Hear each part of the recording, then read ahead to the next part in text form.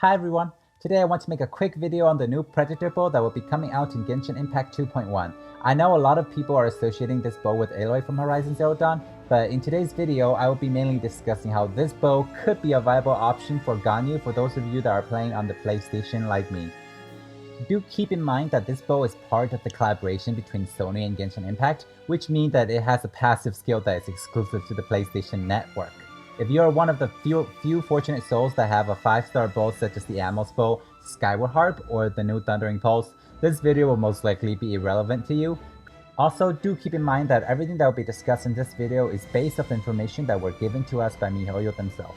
So do take this video with a grain of salt if there are any changes when the weapon does come out in Genshin Impact 2.1. With that information in mind, let's get started on why I think this bow might actually be good for Ganyu. The first thing to note is that the Predator bow has the same main and substat as the prototype Crescent bow, so you are not really losing out on any attack value with this bow.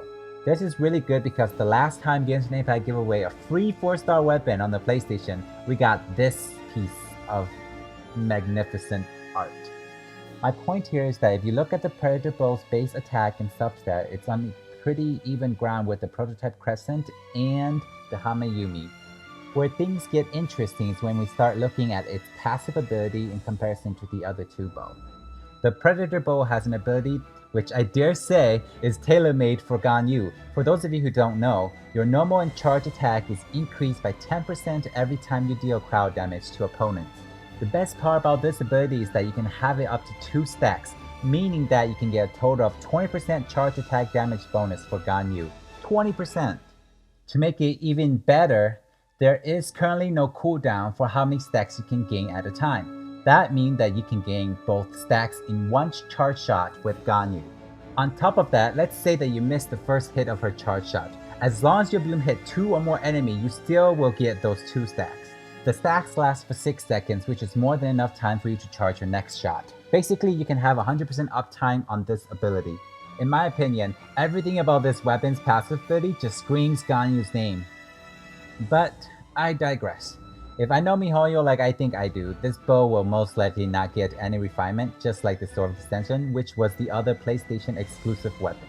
Now, if this is true, which I hope is not, this bow will probably not be as good as a higher refinement rank prototype Crescent or Hamayumi. However, if you are someone like me who for the love of Celestia cannot get a bow belly to drop weeks after weeks of farming the weekly bosses and is using a refinement rank 1 prototype Crescent or Hamayumi, I would highly suggest that you would consider potentially using this bow. One of the setbacks of the prototype Crescent is the fact that it requires you to hit a weak spot to proc its ability. Now, I don't know how good everyone is at their aim shot, but I can say that based on my personal experience and those of my friends who have Ganyu, most of the time you will think that you hit the weak spot, but in actuality you haven't. Just about now, I know a lot of you are probably screaming at me that there is an indicator on your character, this little guy here, to tell whether you gain the buff or not. However, I would like to mention the fact that Ganyu has a passive skill that gives her 20% crit rate every time she fires a level 2 charge shot. The indicator for this buff is the exact same one as the one from the prototype Crescent's passive ability. So it is somewhat accurate to say that many players who assume that they have successfully procced the prototype Crescent's passive ability could be misled by Ganyu's own passive ability. As a matter of fact, just recently one of my friends who was using the prototype Crescents on Ganyu for the longest time just made this discovery. Honestly, to truly know if you have procced the prototype Crescent's ability, you will need to check her attribute in the main menu to see if there have been any changes to her attack stats. Don't also forget that there are enemies in this game that do not have any weak spots, and most of the time in combat like the Spiral Abyss, you don't have the luxury to take your time aiming at the enemy unless you are running a freeze comp. So the prototype Crescent's performance is somewhat situational.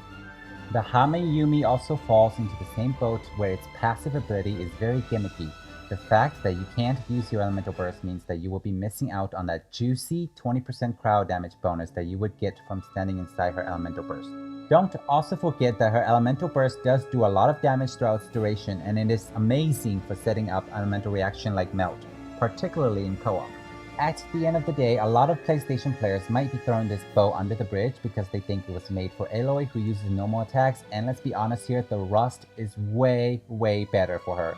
However, I just like to say that for those of you who do have Ganyu or planning to get Ganyu whenever they decide to do a rerun and haven't got any 5-star bow yet and is using a Refinement rank 1 prototype Crescent or Hamiyumi, shouldn't really disregard this weapon.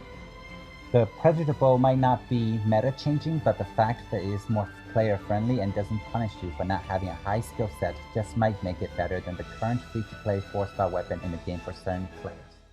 It is unfortunate that this bow will only be available for PlayStation players, but there is always hope for the future.